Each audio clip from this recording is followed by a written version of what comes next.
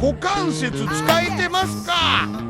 胸を開かないと、意識しすぎるとクラブが立っており腰が前に出てしまうことで根元が高くなってしまう。結果プッシュスライスやきっかけにつながる。腰が前に出ることは股関節をしっかり回すことで改善できます。プロも股関節回してます。ドリル2個紹介。1つ目、クラブを左腰に立てかける。そのクラブを股関節を回して落とす。2つ目、左かかとの後ろにポールを置く。そのポールを股関節の回転で吹っ飛ばす。